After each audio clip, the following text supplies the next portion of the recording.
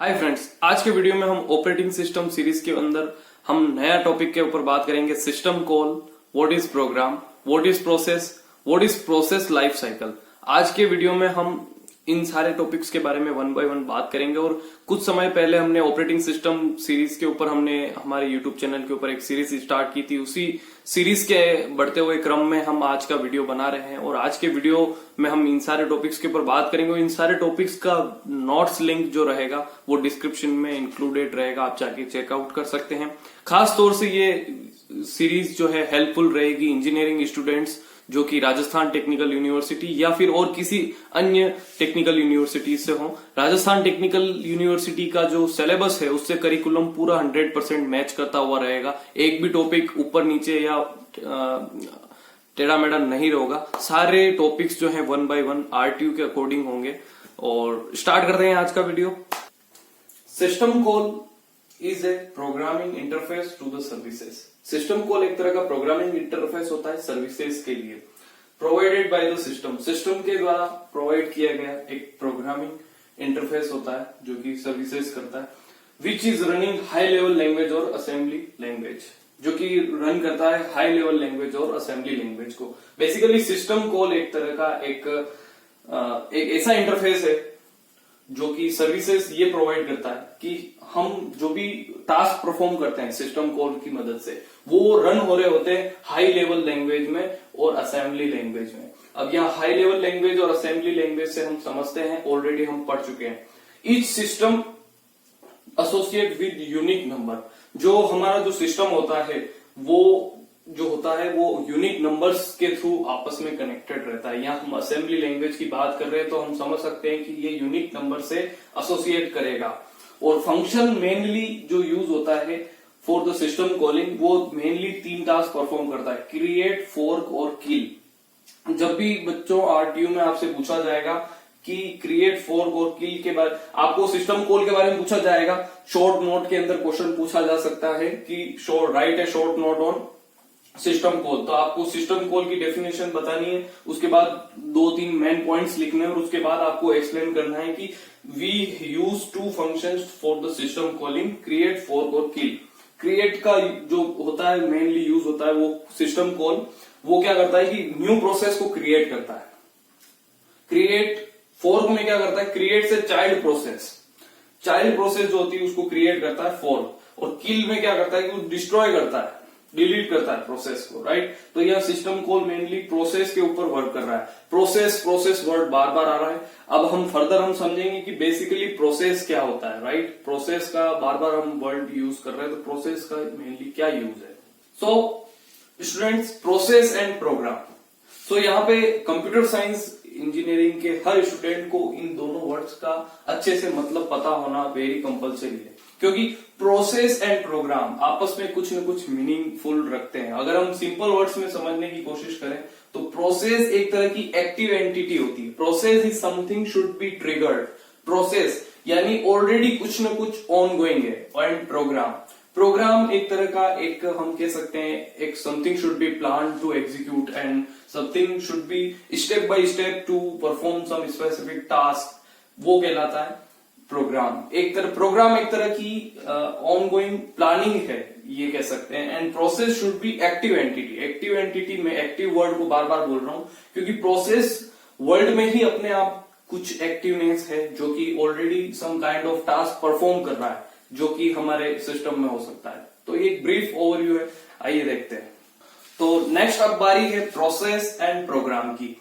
RTU के अंदर बहुत सी बार पूछा भी गया है क्वेश्चन, प्रोसेस एंड प्रोग्राम में डिफरेंशिएट कीजिए, प्रोसेस एंड प्रोग्राम में डिफरेंस बताइए। इस तरह का क्वेश्चन जनरली 8 मार्क्स के अंदर आता है या किसी भी यूनिवर्सिटी एग्जाम की बात कर लो। अगर प्रोसेस एंड प्रोग्राम के बारे में पूछा जाता है तो आपको आंसर करना है, सिंपल डेफिनेशन बतानी है दोनों की और उसके बाद आपको की डिफरेंस जो है एक्सप्लेन करने कुछ इस तरह से, जो कि अब हम वन बाय वन देखेंगे। प्रोसेस जनरली क्या होता है, sequence of instruction execution. Process की जब मैंने डेफिनेशन बताई तो मैंने आपको बताया कि something should be triggered. Process एक एक्टिव एंटिटी होती है। एक्टिव एंटिटी होने का मतलब ये है कि जो इसमें इंस्ट्रक्शंस का जो वर्ड हम यूज कर रहे हैं वो ऑलरेडी एग्जीक्यूटेड होते हैं। यहाँ पे हम एग्जीक्यूटेड शब्द लिख रहे हैं तो सीक्वेंस ऑफ इंस्ट्रक्शन होते हैं वो एग्जीक्यूशन मोड में होते हैं तो वो कहलाते हैं process. Just simple sequence of instruction execution, right, that is called process, right. अब हम अगर प्रोग्राम की बात करें तो प्रोग्राम में क्या होता है? Program consist of set of instructions. जो प्रोग्राम होता है वो सिर्फ सेट ऑफ इंस्ट्रक्शंस ही होता है तो वो कहलाता है प्रोग्राम। अगर हम बात करें प्रोसेस का second point, process is a dynamic object, right. Obviously because of process अपने आप में ही एक एक्टिव एंटिटी है तो एक डायनेमिक ऑब्जेक्ट की तरह ही वर्क करेगा। अगर हम प्रोसेस की बात करें तो process loaded into main memory. Process जब एग्जीक्यूट होती है, प्रोसेस जब रन करती है, या हम कहते हैं कि एक इन सिंपल वर्ड एग्जांपल में समझे कि या कोई जब भी कोई प्रोग्राम होता है किसी भी प्रोग्रामिंग लैंग्वेज में, वो एक अपने आप में प्रोसेस बन जाता है। कब? जब आप उसे कंपाइल करते हैं, जब उसे आप एग्जीक्यूट करते हैं। मान लीजिए आपके पास पाइथन की एक सिंपल कोडिंग फाइल है, जब आप उसे F5 दबा के, कंट्रोल F5 दबा के जब आप एग्जीक्यूट करते हैं तो वो एक प्रोसेस में कन्वर्ट हो जाता है। किसमें हो जाता है? प्रोसेस में। प्रोसेस में जैसे ही वो डायनेमिक एग्जीक्यूशन परफॉर्म करता है तो वो किसमें लोड होगा? वो मेन मेमोरी में ही लोड होगा। आपकी जो इन्वायरमेंट, जो आपके मशीन का जो इन्वायरमेंट होगा उसकी मेन मेमोरी में, वो मेन मेमोरी को कंज्यूम करना स्टार्ट करेगा। उसके मेन मेमोरी में जो है प्रोसेस लोड होगा। तो हमेशा प्रोसेस का जो एग्जीक्यूशन रहता है वो मेन मेमोरी में रहता है। अगर हम बात करें प्रोग्राम के बारे में तो it is a static object that exist in file. Program हमेशा हम किस में लिखते हैं? हम प्रोग्राम हमेशा एक फाइल में तो लिखते हैं, तो वो स्टैटिक ऑब्जेक्ट की तरह वर्क करता है। Static object that exist in file. It is loaded into secondary storage. File को हम कंप्यूटर में किसी भी स्टोरेज डिवाइस में रख सकते हैं। हम एक पेन ड्राइव में भी रख सकते हैं, एक सीडी ड्राइव में भी रख सकते हैं, हम एक हार्ड डिस्क में भी रख सकते हैं। तो एक सेकेंडरी स्टोरेज डिवाइस में हम जो है प्रोग्राम को रख सकते हैं। Time span of a process is limited.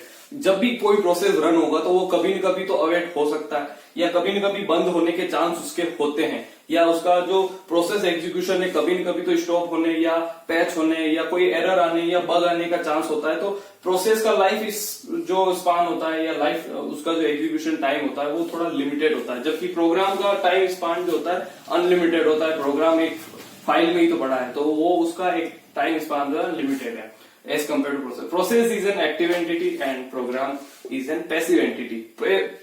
Active entity means की जो ऑलरेडी एक्टिव है, जो ट्रिगर्ड कर रही है, and program is an passive. Passive शब्द का इस्तेमाल हुआ, इसका मतलब प्रोग्राम को आप कहीं भी कभी भी कैसे भी, कहीं भी कभी भी कैसे भी, कहीं भी कभी भी कैसे भी, पैसिव का मतलब आप इसका इस्तेमाल कर सकते हैं, कभी भी एग्जीक्यूट करते हैं। तो आई होप कि आपको ये कुछ की डिफरेंस जो होता है प्रोसेस एंड प्रोग्राम के बीच में समझ में आया होगा। अब हम बात करते हैं कि प्रोसेस लाइफ साइकिल क्या होती है उसके बारे में। सो द नेक्स्ट टॉपिक है process life cycle, the most important topic, process life cycle. ये क्वेश्चन जो है मेजर क्वेश्चंस में भी बहुत सी बार यूनिवर्सिटीज के पेपर में पूछा गया है। इंजीनियरिंग के जो यूनिवर्सिटीज के पेपर रहते हैं उनमें बहुत सी बार जो मेजर क्वेश्चंस रहते हैं जो कि हाईली डिस्क्रिप्टिव टाइप के क्वेश्चंस हो गए, तो उनमें प्रोसेस के बारे में कंप्लीट क्वेश्चन पूछा जाता है, जिसमें की डिफरेंस भी हो गया प्रोसेस के बारे में और प्रोसेस लाइफ साइकिल भी हो गया, या फिर उसी के साथ भी पूछ लिया कि प्रोसेस कंट्रोल ब्लॉक जो क्या होता है। इसके अगले वीडियो में हम उस टॉपिक को कवर कर रहे होंगे, प्रोसेस कंट्रोल ब्लॉक क्या होता है, वो भी इंपॉर्टेंट क्वेश्चन है। तो इस तरह से एक मल्टीपल क्वेश्चंस को एक ही क्वेश्चन में कन्वर्ट करके जो है क्वेश्चंस कर दिया जाता है, जो कि क्वेश्चन बनता है। और most of the time process life cycle को हर बार जो है पूछा गया है, हर सेमेस्टर के एग्जामिनेशन में इंजीनियरिंग के अंदर प्रोसेस लाइफ साइकिल डायग्राम को पूछा गया है, और उसे एक्सप्लेन करना किस तरह से होता है आज के वीडियो में हम बात करते हैं। तो फर्स्ट ऑफ ऑल हम प्रोसेस की बात करें तो प्रोसेस की कुछ एंटिटीज होती है जो कि हमेशा चेंज होती रहती है। प्रोसेस लाइफ साइकिल की प्रोसेस के अंदर कितनी स्टेट्स होती है कि एक प्रोसेस जब यहां होती है तो कैसा बिहेवियर होता है, यहां होती है, यहां होती है, यहां होती है, यहां होती है, तो कैसा बिहेवियर होता है। तो आज हम बात करेंगे कि प्रोसेस की जब स्टेट्स बदलती है तो वो कैसे बदलती है, राइट। तो हम ऑपरेटिंग सिस्टम के संदर्भ में हम प्रोसेस के बारे में बात कर रहे हैं। तो जब प्रोसेस जब न्यू स्टेट में होती है तो हम उसे कहते हैं कि प्रोसेस एक क्यूयूई में होती है, क्यू में होती है, जो कि प्रोसेस अलाउड हो जाती है, अलोकेट हो जाती है क्यू के अंदर, और रेडी होती है ऑपरेटिंग सिस्टम के सीपीयू पे जाने के लिए।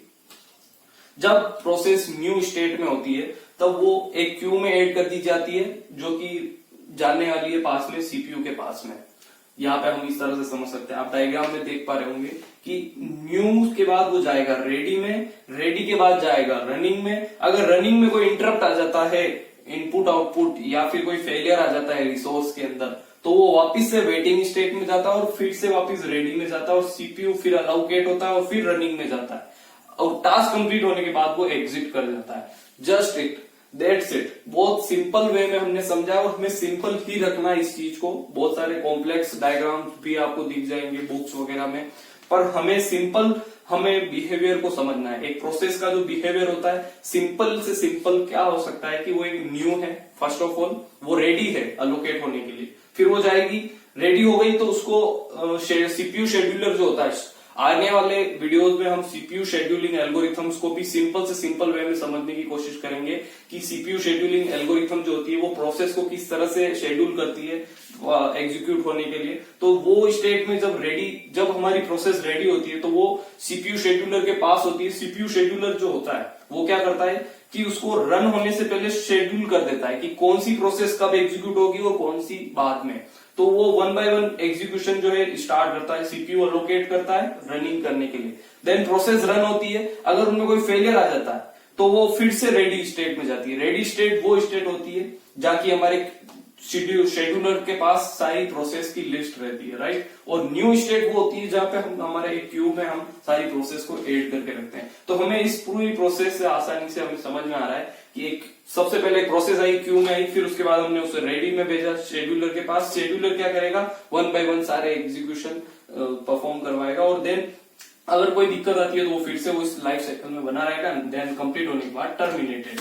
तो वीडियो के डिस्क्रिप्शन में जो मैंने नोट्स की पीडीएफ दी है उसके अंदर इन सब का 1 by 1 सारी स्टेट्स का डिस्क्रिप्शन में डिस्क्रिप्टिव वे में आराम से अच्छी लैंग्वेज के अंदर डिस्क्राइब किया हुआ है। तो आप आराम से वहां से पढ़ के समझ सकते हैं एंड आप अपने नोट्स कैरी कर सकते हैं। इस वीडियो में मैं आपको सिर्फ यहाँ पे जस्ट एक एक्सप्लेन कर रहा हूँ।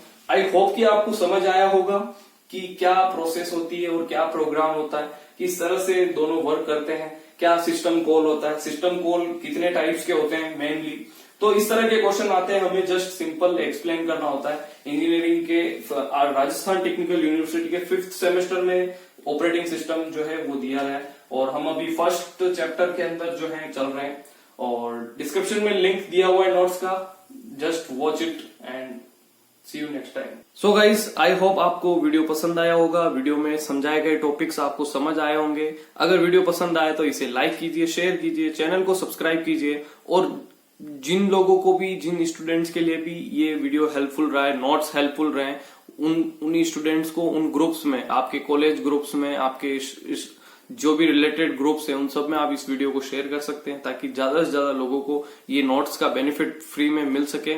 मिलते हैं नेक्स्ट वीडियो में नेक्स्ट टॉपिक के साथ। Bye bye, take care.